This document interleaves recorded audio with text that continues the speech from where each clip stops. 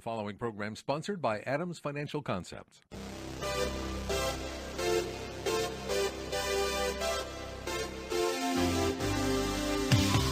About Money, a different approach to investing you won't hear anywhere else. Your host, Mike Adams, is a registered investment advisor and works with investment portfolios exceeding over $100,000 in net worth, and has a proven track record of managing long-term investments surpassing the markets in the long term. The information shared on the following program is for educational purposes only, and any investment advice given may not be suitable for all investors. And now, here's Mike. It's Friday and we're going to be talking about money. So we finished the election. The Electoral College will gather to vote. And you know, we're the only country in the world that has an Electoral College. We're the only country where the people don't vote directly. How did we get an Electoral College? I'm going to talk about that later in the program, but first I want you to think about this. On Monday and Tuesday, the days when it appeared that Hillary Clinton was going to be elected president, the market was up 400 points, Monday and Tuesday. On Wednesday and Thursday, after the news came in that Donald Trump was elected president, the market was up 400 points. So what's going on? You know, as the election results came on, there was this whole thought, and futures were selling off 700 points. I didn't say very much that night. I had a plan A, a plan B, depending upon who was going to be elected. But I came early that morning, ready to see if something needed to be done. But I sat and watched all day as the market moved on. You know, what the lesson from that is that the economy has an inertia. Not just now, but if you look back when we made the transition from President Bush to President Obama, you know, we were in a cycle. The Bush administration had launched TARP to pump money in through the Treasury. The Federal Reserve was active in buying bonds through QE1. And they had already taken action in the Bush administration to reverse the Great Recession. But as Obama came in, the job losses continued to pile up, which they'd been reaching 500,000, 600,000 a month. That continued for a few months before all that began to take effect. We're in the same situation now. We've had 8 years of Obama, and the policies that have been established, the economy that's going, all of that has an inertia which will continue for a while anyway. We're not going to see unemployment suddenly go from 5% to 10 or from 5% to 3. We're not going to see inflation suddenly, which is low, suddenly skyrocket into the double digits or go into deflation. We're not going to see trade suddenly evaporate or the GDP to suddenly take a big jump. It's going to take a period of time for those things to happen. Yeah, we had an election, and yes, there's going to be significant changes. You know, that happened. And for this week and next week and maybe a couple more weeks, we're going to be talking about the potential changes and the impact they're going to have, because they will have an impact on the economy. But it's going to take some time to work through. But I want to take some time and talk about that because there's a time to be prepared. It's not an action time currently, but it's a time to begin to think about and understand what the changes could be and what the impact could be. We have a new president. It's a game changer. It'll change investments. It's going to change the outlook because presidents usually pursue the promises they made during the campaign. And they made those promises to specific groups of people or to a large audience of people. And those people hold them responsible and they feel an obligation. So we can expect President Trump is going to try to accomplish some of the things that he put into effect, or he promised he's going to try to put into effect. How effective he'll be, we don't know. And in many instances, in this case, we don't even have specific policies laid out, but we do have an idea on where he's going. My focus is not to say whether he should or shouldn't be president or what happened with the election. My focus here is to talk about investments, the economy, and industries, the changes we're going to see from the last 8 years going into the next 4+ years. Some businesses are going to benefit. Some are going to be affected in a negative way. Some are going to be significantly affected. There's going to be winners. There's going to be losers. And the idea of this program is to talk about and give you, the listener, insight so you can be ahead of the curve instead of behind the curve. So in the next couple of weeks, I'm going to talk about some of the things that President-elect Trump said and how that could change the investment and the economy and industry scenarios. Now, all that, for the last 6 years, I've been talking about one specific thing that was the mile-high view. I don't really see that changing, whether it's President Trump, whether it would have been President Clinton. I believe that's a worldwide phenomena, that it has an inertia, it has a push, it can be slowed down, but it's not going to change. And that's the idea of the supercycle. Standard Chartered Bank of the UK did the study, and they came with this study that said the supercycle is something where worldwide GDP grows faster than the average. And that happens over a period of time. The first supercycle happened from 1870 to 1930. It was driven by the industrialization of the United States.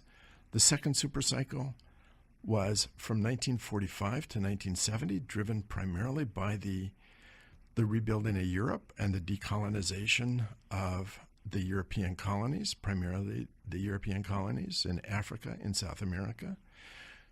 It was the building of the infrastructure in the United States. That happened between 1945 and 1970. The third supercycle, they said, began in 2009, and certainly we're seeing that worldwide GDP grow. And it's being driven by emerging nations. The forecast is that by 2030, 93% of the world's middle class will live in those emerging nations. And by middle class, that's a very large term. You see a very large spread in what we call the middle class in America. It means that the people from those emerging countries have moved from subsistence to actually becoming consumers. And if you look at it, there's another way to define it. Those are people that are moving from poverty into consumption. If you look at where we've come, and this is one of the reasons why I think it's valid to look at a supercycle, is worldwide. The poverty worldwide is decreasing. Poverty is defined as people who are making $3.10 a day or less. Think about that. $3 a day or less. That's $1,000 a year. That's poverty, worldwide poverty. That's subsistence. But if you go back and look, in 1820, that's 100 years ago. 1820, 94% of the world's population lived on $3.10 or less a day. That included the United States. It's $1,000 a year. That's in this country and in the rest of the world. 94%, only 6% of the population had an income above that. By 1840, incomes were beginning to rise. People were making a little more. Life expectancy at that time was 37 years, and most of the people lived on farms. And so a small income was supplemented by growing your own food, by bartering, by trading, but it was a difficult time. By 1870, the beginning of the first supercycle, already there was some reduction in poverty. By 1870, the beginning of the first supercycle, only 87%.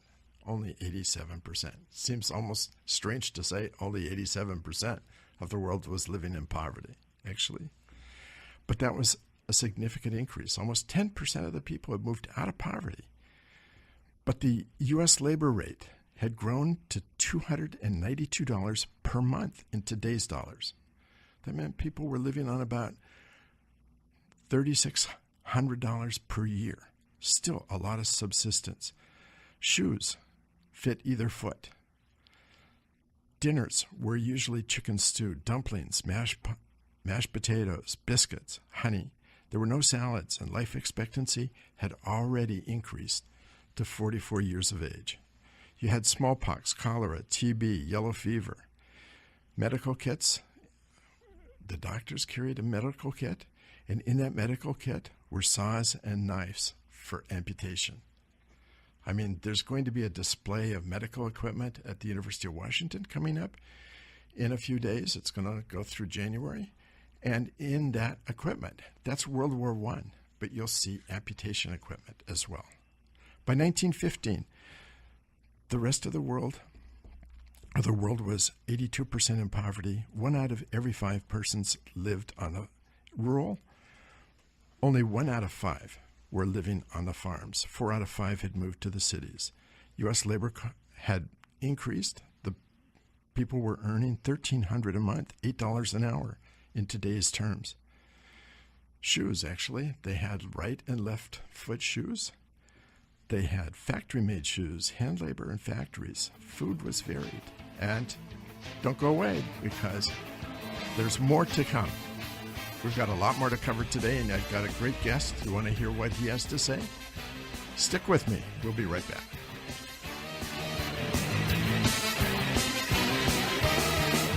For more information, click on adamsfinancialconcepts.com.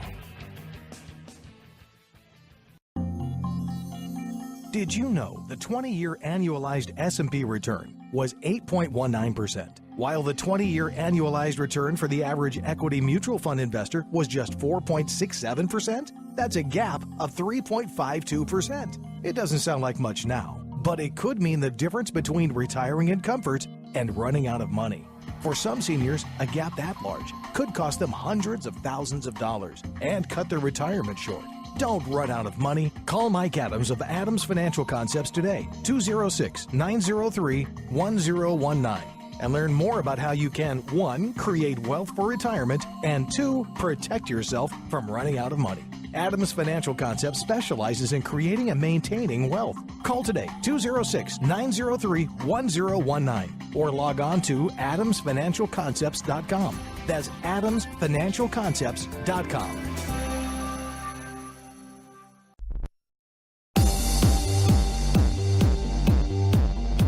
With more about money. For details on what you hear on today's show, visit adamsfinancialconcepts.com. Now, here again is Mike Adams. I'm starting to talk about the impact of the change of administration. And overlaying the whole thing, I've been talking for 6 years about the supercycle and what is driving the supercycle. It's in large part driven by the decrease of poverty in emerging nations. 1820, 94% of the world's population was living on $3.10 a day in today's terms. But by 1945, that had decreased to 73%. Doesn't seem like a lot, but that's a fifth of the world's population had started to move from subsistence into consumption. They were beginning to consume. 1945 was the beginning of the second supercycle, the rebuilding of Europe, the decolonization of those nations in Africa and South America, and some in Asia. But the big decline began in 1960. As the second supercycle was coming to an end, the rebuilding was coming to an end, the rebuilding of Europe, the United States infrastructure was coming to an end. And between 1960, when poverty levels had dropped just below 70% into the 60s, and today poverty level has dropped from 60% to 20%.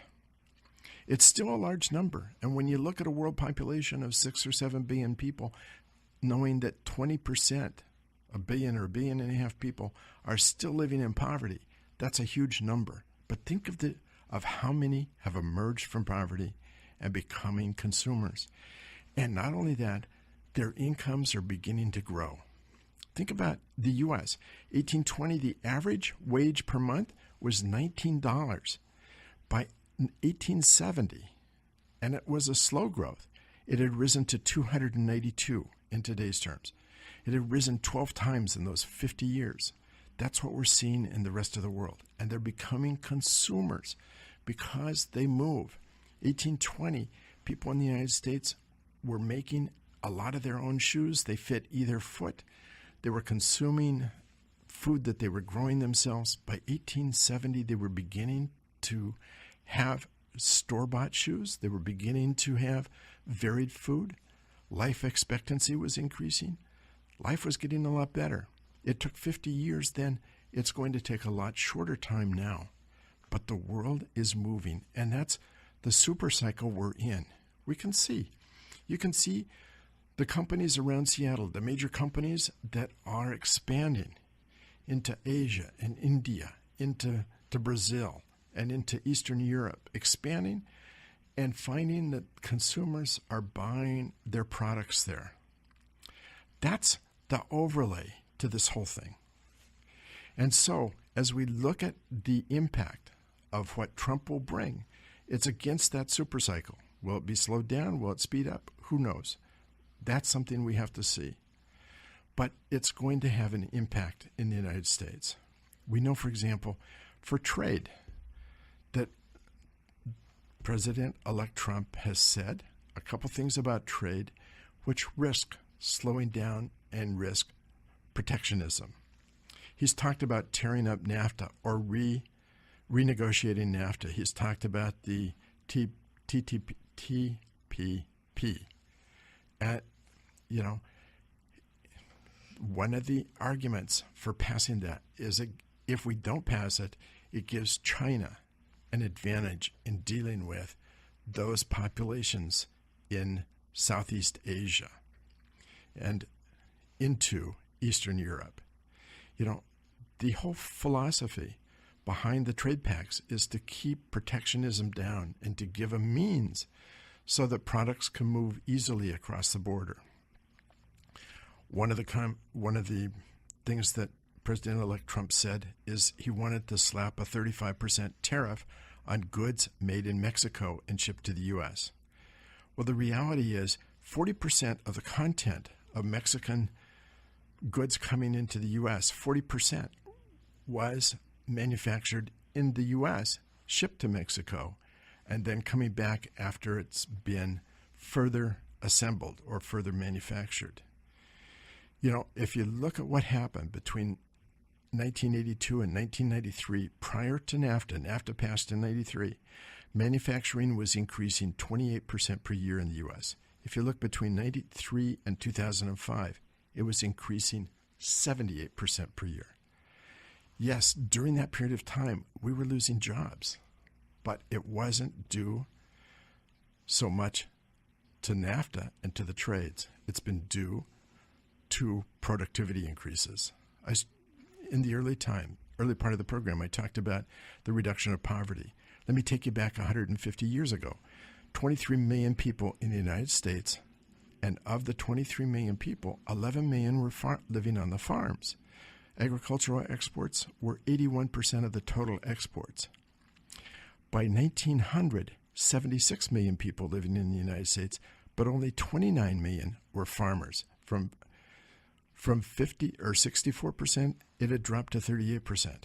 If you look today at agriculture, we're producing 600 times what we produced in 1850. 600 times today. We're doing that with 1.1 million people living on the farms. Approximately 10% of the number of the labor hours, we're producing 600 times. That's because we have tractors, we have dairy parlors, we have combines, we have all the equipment that's come to be. We've gained tremendous productivity. The same thing has happened in manufacturing. If you look in 1940, 35% of total U.S. employment was manufacturing. By 2005, it was 12%, and the population has grown. We've lost 7.8 million jobs in manufacturing since 1979, which was the peak. But that was before NAFTA. We lost some of those jobs significantly before NAFTA happened. So as we go forward, we may see tariffs slapped on Mexico. We could see tariffs slapped on China. Those are going to have an impact. Now, maybe because President-elect Trump is known as a negotiator, it's a negotiating stance. We have to see if what really happens is those agreements are renegotiated or if, in fact, they're torn up and go away. That's going to be a significant change in what's going on. And we've got so many other things to talk about, and we will be getting to those as we go through. But be aware, trade is very significant, and it's growing worldwide. If we don't take advantage of it, someone else will. That's an important thing that's going to affect a number of industries and a number of companies. It's something to be very aware of, to look at, to follow, and know what kind of an impact that could have. So much more to talk about. We've got taxes, we've got climate control, we've got so many things. We'll be coming back to those in the next few weeks. So you got to stay with me for a few more weeks to get through all this. But right now, I want to change. I want to talk about my guest. My guest is Jim Pike of Sahalee Country Club. Welcome to the program, Jim. Thank you, Mike. It's nice to be here. So, Jim, why don't we start with your background? Tell us about yourself. Well, first off, thank you for having me again. I love talking golf, so happy to talk golf. My background, I was born and raised in Tacoma, Washington. I grew up near a golf course called North Shore Golf Course, where I spent a lot of my time caddying, washing carts, working in the golf shop there. Went to school in Tacoma. After I graduated from Stadium High School, I went to Brigham Young University. There I graduated in finance, and so I've enjoyed your program up to this point, learning about the history of the aspects of financial history here. After I graduated from BYU, I went to work at Sahalee Country Club it used to be Redmond, Washington. Now it's Sammamish, Washington. And I've had a great career there serving the members of Sahalee Country Club. So let's talk about Sahalee. Tell us about Sahalee. Well, Sahalee is it's a private club owned by 500 equity owners, and who I work for and serve. And they are obviously passionate for golf. We have 27 championship holes there. It's a property of about 200 acres. We have a clubhouse. So it's a club that really is about golf. It's a golf club. We have excellent dining there. We have a small fitness center, and so it's a great club for members. So when you talk about members and equity members, what does that really mean? Well, equity, basically they're the owners of the club. And when they purchased a membership, that they became 1/500th of a member of the club. So they're in charge of the finances, both profits and debt, of course, but they are involved in the operations of the club. And so it's private and limited to 500, or does it expand? It does not.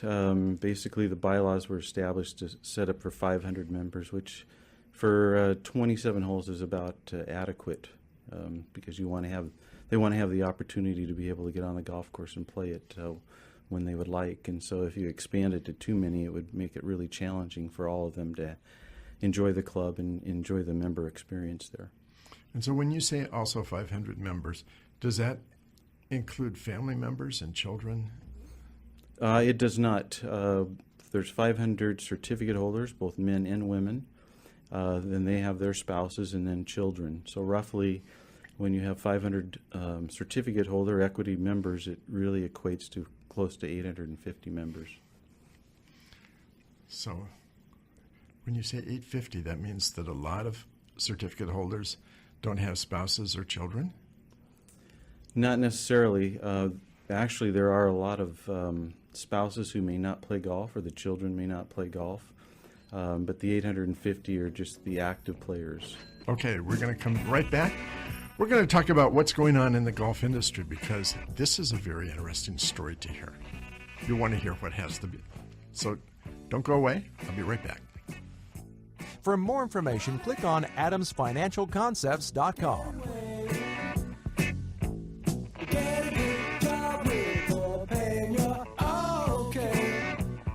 Creating and maintaining wealth has been the specialty of Adams Financial Concepts for over 20 years. Every portfolio managed by Adams Financial Concepts is customized to fit each particular client's objectives and risk tolerance. The client's interest always comes first in portfolio decisions. Call Mike Adams today at 206-903-1019 or log on to adamsfinancialconcepts.com to check out their AFC performance. They welcome your review. That's adamsfinancialconcepts.com.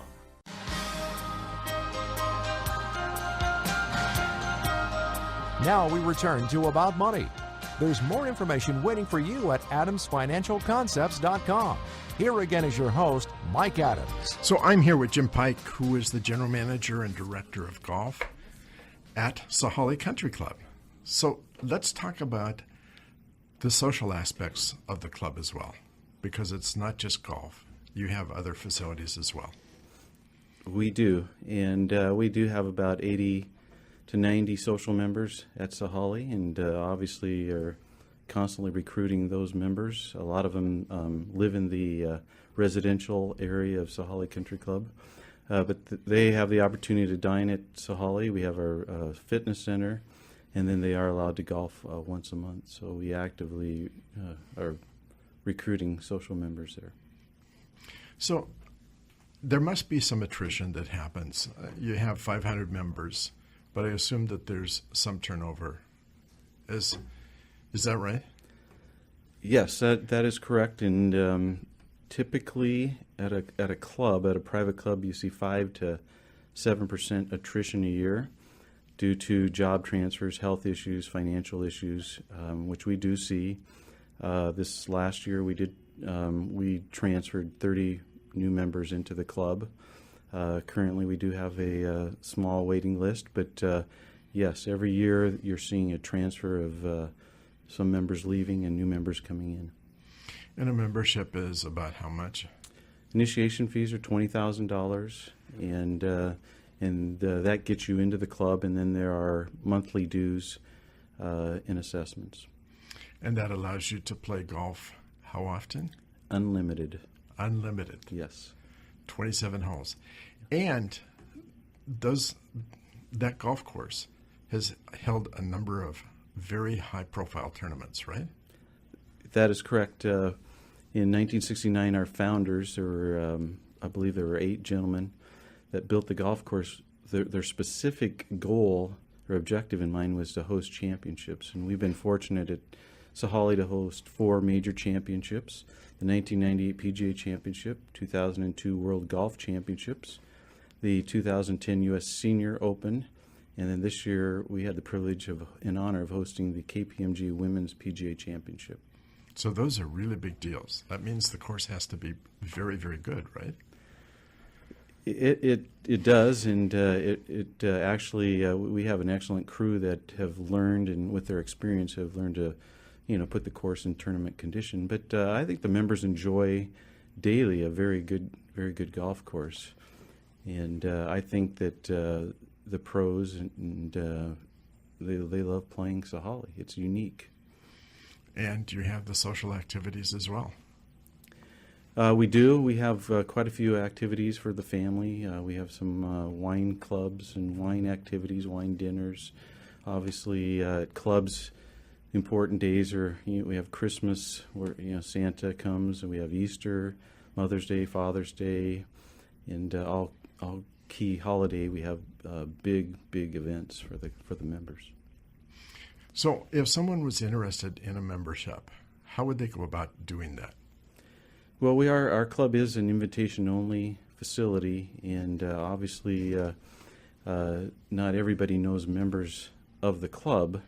Certainly they could call the club, and we would show them or give them a tour of the facility. If they're interested, we'd work at making introduction to some of our members so that they could get to know them, and then they go through the interview process. So in talking about that, I know that there's public courses and private courses as well. Generally, the private courses tend to be the better courses.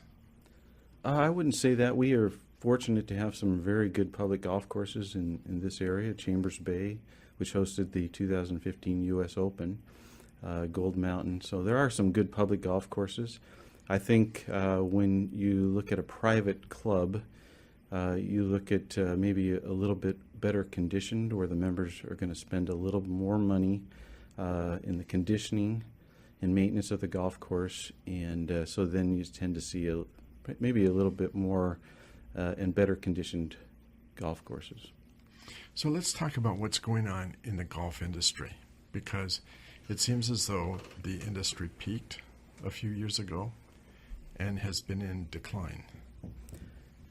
Yes, roughly around 2007, 2008, there has been a decline in golf, and it is one of those things where a little bit of because of the recession, but I think also we see,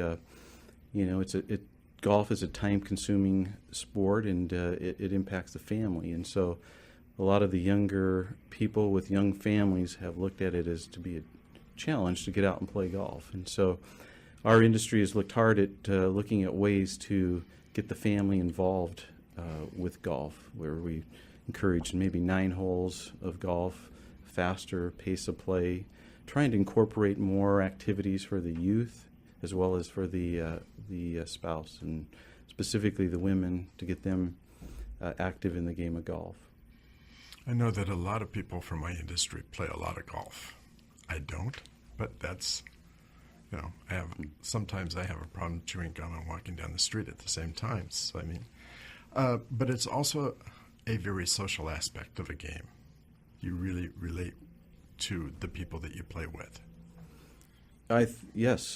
Think of other activities where you have an opportunity to spend 4 to 5 hours with an individual, and so I think, to your point, we see a lot of client golf at Sahalee, or maybe key vendors, or you see activities that people utilize it for their work, as well as with family activities. And it moves you out of just a business relationship. You get to talk about family, you get to talk about business, you get to talk about whatever you want to talk about, right? Exactly. And again, you're with an individual for 4 to 5 hours, so you can well imagine numerous topics that you could discuss. And I think one of the neat things about Sahalee is it's a park-like setting where it's tree-lined golf course, and so you have this opportunity not only to talk, but you have a chance to really walk and enjoy nature and the beauty of nature. It's a beautiful piece of property up there. That's great. So once again, if someone was interested in a membership, how would they go about doing that?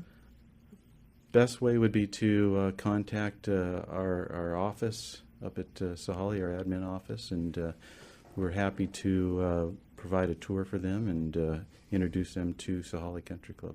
That's great.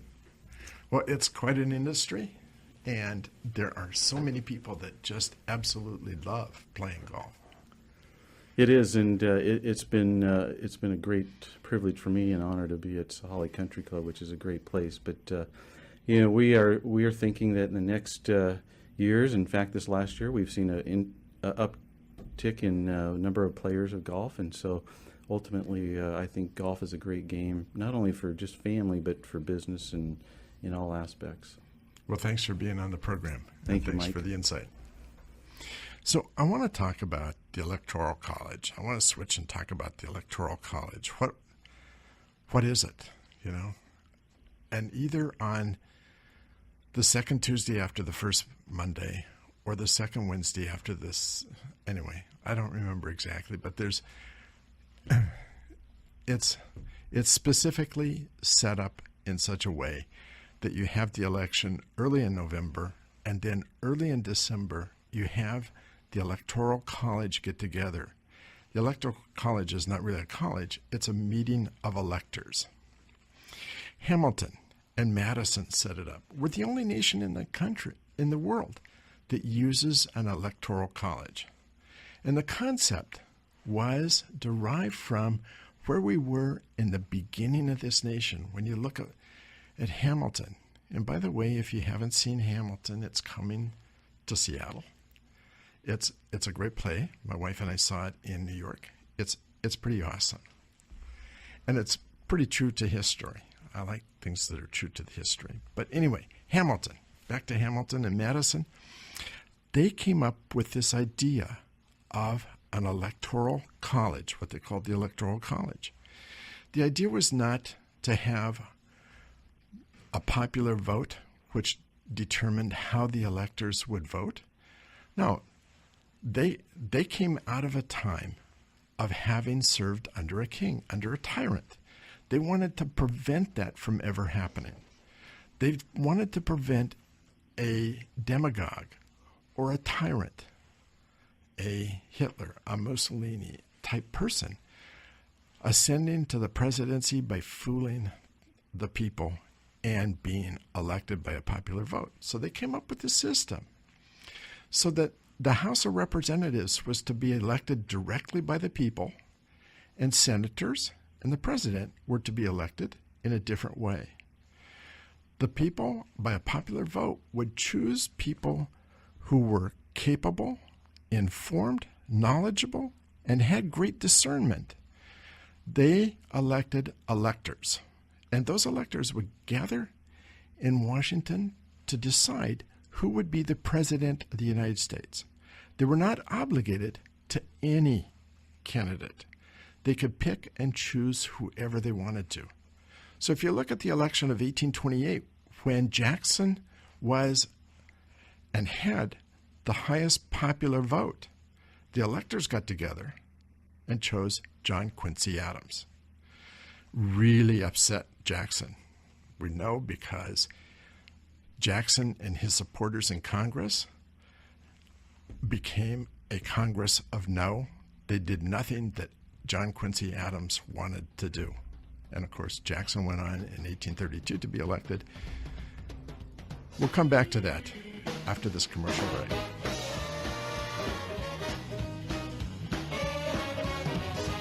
Stay tuned. About Money returns in a moment with Mike Adams here on Business Radio 1300 KKOL. For more information, click on adamsfinancialconcepts.com. How do you picture retirement? House on the beach, small farm in the country, traveling the world with your spouse. The one thing you don't picture is running out of money. Retirement dreams are shattered all too often by poor investment choices, sending many retirees back to work. If you think the job market is tough now, try entering it after you've retired. Don't run out of money. Start planning now. Call Mike Adams of Adams Financial Concepts today at 206-903-1019 and learn more about how you can create wealth for retirement and probably, most importantly, protect yourself from running out of money. Adams Financial Concepts specializes in creating and maintaining wealth. Call today, 206-903-1019 or log on to adamsfinancialconcepts.com. That's adamsfinancialconcepts.com.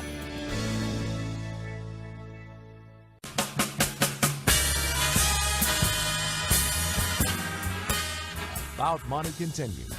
Remember the website adamsfinancialconcepts.com. Here's Mike.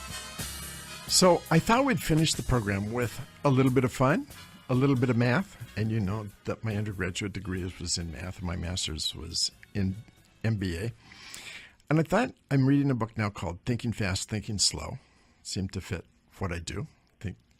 Anyway, Daniel Kahneman was the author of the book, and he makes some illustrations that I found really appropriate for this program and for what I do. So let me ask a couple questions. If you had a chance on a coin flip to win if the coin comes down heads, you win $15, or you have to pay $10. Would you do that? You win 15, you lose 10 on the flip of a coin. Let me ask it a little more. If it was 150 that you would win and $100 that you would lose, would you do it? How about if it was 1,500 that you would win and 1,000 you lose? Would you do it? You know that we're going up. If it was 15,000 and you had to kick in 10,000 if you lost, would you do it? If it was 150,000 that you would win and 100,000 you would lose, would you do it? If it was 150,000 that you would win, how much would you be willing to risk if the coin came down tails? Think about that. How much would you be willing to risk? Would you be willing to say, no, I'll just walk away? At 15,000 win, would you walk away? A lot of people would walk away from that. What would you be willing to take as the bet? What about 20,000 versus 10,000? Let me change the story just a little bit. Instead of one flip, how about 2 flips of the coin? Each time the coin flipped, if it came down heads, you won 20,000. If it came down tails, you lost 10,000. But you get 2 flips. If it comes down heads twice, you get 40,000. If it comes down tails twice, you lose 20,000. And if you have one head and one tail, you win 20 and you lose 10, you come out 10,000 ahead, which means a quarter of the time you would get 40,000. Half the time you would get 10. And a quarter of the time you would lose 20,000. Would you do that? How about if it was 10 flips of the coin? 10 flips, would you do it? Each time heads came down, you got 20,000. Each time tails came down, you lost 10,000. For 10 flips of the coin, would you do it? How about 100 flips of the coin? Would you do it? You know, if you look at 10 flips of the coin, the chances of losing money are only 3%. 97% of the time you break even or make money. 10 flips of the coin, 20,000 or 10,000. Means 97% of the time you break even or make money. And if you have an even number of heads, 5 heads and 5 tails, you make 50,000. That's not bad, right? Would you do that? You know, how about 100 flips of the coin? There's only one chance in 2,300 that you would ever lose money. And there's only one chance in 62,000 that you would ever lose 100,000 plus. Would you do that? Think about that a second. But I want to switch and talk about one other aspect. Suppose you had an investment account and you needed to withdraw money. Maybe you needed to withdraw money to buy your membership at the Sahalee Country Club or your daughter's wedding. And in that investment account, you had a choice. You had 2 stocks, and I'm taking this from Thinking Fast, Thinking Slow. You had 2 stocks. One was Blueberry Files, and the other was Tiffany Motors. All fiction, of course. And if you looked at the stocks, Blueberry Tiles was up 5,000. You had a profit of 5,000 in Blueberry Tiles. And in Tiffany Motors, if you look at it, you've lost 5,000. So which stock would you sell to come up with your 10,000? Would it be Blueberry Tiles or Tiffany Motors? Which stock would you sell? Most people would sell Tiffany Motors because it's a loser. Most people would hold on to the stock that was making money. It reminds me, a number of times I've told the story that my favorite stock, if I were to pick a stock My favorite stock, if I knew it was going from $10,000 or $10 to $4,000, my favorite stock would be a stock that would sit, and if I had $2,000 per year to invest for 25 or 40 years, if I had take 40 years from the time I'm 22 to 62 or 25 to 65 or whatever, if I had $2,000 to invest every year and put away in one stock, and it was a $10 stock and I knew it was going to go to $4,000, my favorite stock would be not a stock that would go up. It would be a stock that sat at $10 for 39 3/4 years and then went to $4,000. Most people would be happier. Most people would get discouraged with a stock that for 39 years sat at $10. And there are stocks that sit for a period of time at a low rate. I've had those stocks in my portfolios. They sit there for a long time.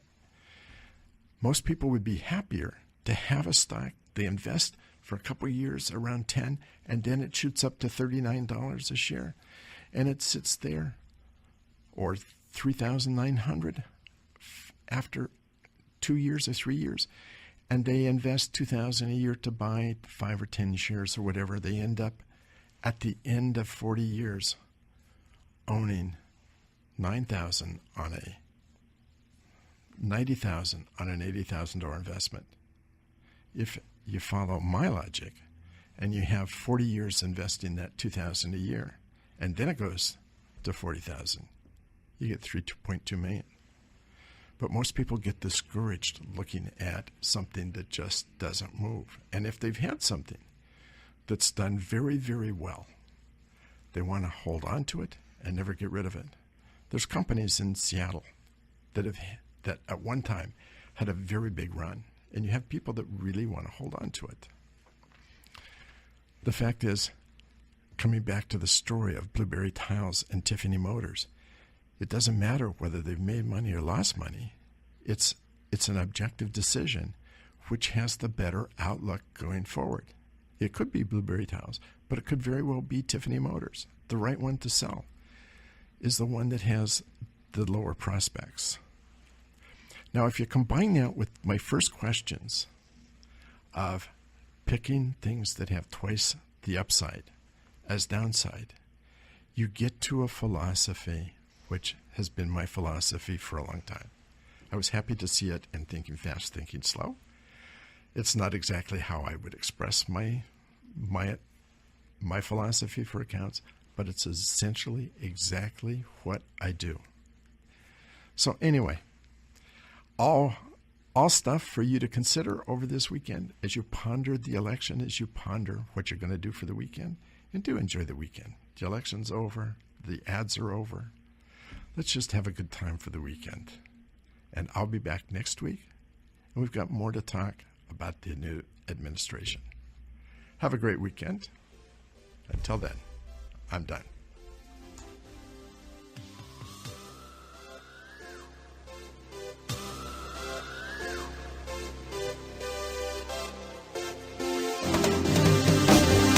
You've been listening to About Money with Mike Adams, a registered investment advisor. If you'd like more information about what you heard today, or about Mike's investment philosophy and strategy, or if you want Mike to evaluate your own portfolio, click on AdamsFinancialConcepts.com. That's AdamsFinancialConcepts.com. The information shared on the preceding program was for educational purposes only, and any investment advice given may not be suitable for all investors. Join us again next Friday afternoon at 3 for more About Money with Mike Adams, here on Business Radio 1300 KKOL. The preceding program was sponsored by Adams Financial Concepts. Creating and maintaining wealth has been the specialty of Adams Financial Concepts for over 20 years. Every portfolio managed by Adams Financial Concepts is customized to fit each particular client's objectives and risk tolerance. The client's interest always comes first in portfolio decisions. Call Mike Adams today at 206-903-1019 or log on to adamsfinancialconcepts.com to check out their AFC performance. They welcome your review. That's adamsfinancialconcepts.com.